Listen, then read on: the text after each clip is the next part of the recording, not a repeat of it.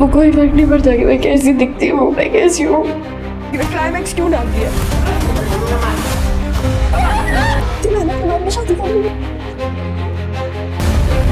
वो कोई फर्क नहीं पड़ता कि मैं कैसी दिखती हूँ, मैं कैसी हूँ। जुड़वा की अगली किस्त में आदिल करेगा सारा से बेइंतहा मोहब्बत का वादा।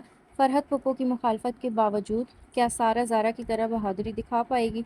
दूसरी तरफ अहमद साहब और शाजिया के दिलों में सारा और ज़ारा के फैसलों का खौफ। क्या मोहब्बत और एतमाद जीत पाएगा या बिछड़ने का डर सच हो जाएगा? जानने के लिए देखना ना भूलें जुड़वा का नया ज़बरदस्त मोड़।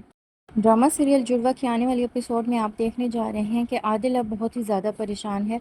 वो सारा को कॉल करके कहता है कि सारा, मैं तुम्हारा कभी भी साथ नहीं छोड़ सकता। तुम्हें इस बात का डर है कि मैं कहीं ज़ारा से शादी न कर लूँ, तो ऐसा कभी भी नहीं हो सकता।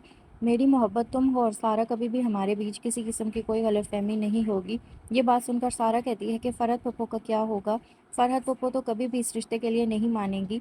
आदिल कहता है कि ये तुम मुझ पर छोड़ दो और तुम्हें अब किसी से डरने की ज़रूरत नहीं। तुम्हें भी ज़ारा की तरह बहादुर बनना होगा। ज़ारा ने जिस तरह यहाँ आकर सब कुछ ठीक किया, तुम अब सारा बनकर यहाँ आ गई तो तुम्हें भी अब सब कुछ ठीक लगेगा। अगर पहले की तरह सारा बनकर आ गई और कमज़ोर और डर के साथ रहने की कोशिश करोगी, तो इससे तो तुम शायद इस घर में सुकून से नहीं रह पाओगी। और इस बार मैं भी तुम्हारे साथ हूँ और मैं कभी भी तुम्हारे साथ कुछ गलत होने नहीं दूँगा। ये बात सुनकर सारा कहती है कि तुम बहुत ही अच्छे इंसान हो, तुमने हमेशा मेरा साथ दिया है।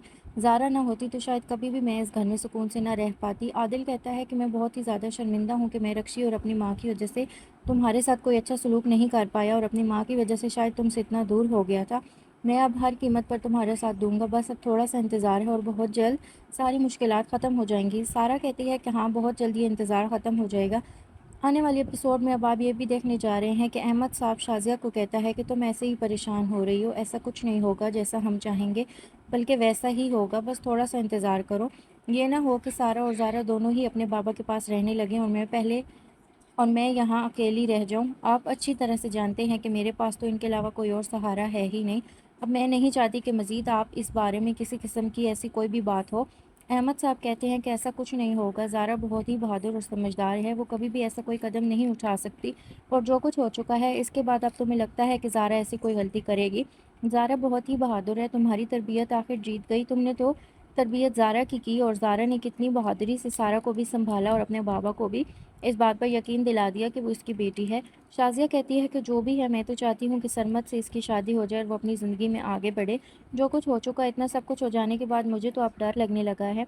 अहमद साहब कहते हैं कि डरने की बात तो है, मुझे भी कभी कभी थोड़ा सा खौफ आता है, लेकिन ऐसा कुछ नहीं होगा। मैं हूँ ना तुम्हारे साथ बेटा, कभी भी ऐसा कोई काम नहीं होगा। ये सब कुछ आप आने वाली एपिसोड में देखने जा रहे हैं।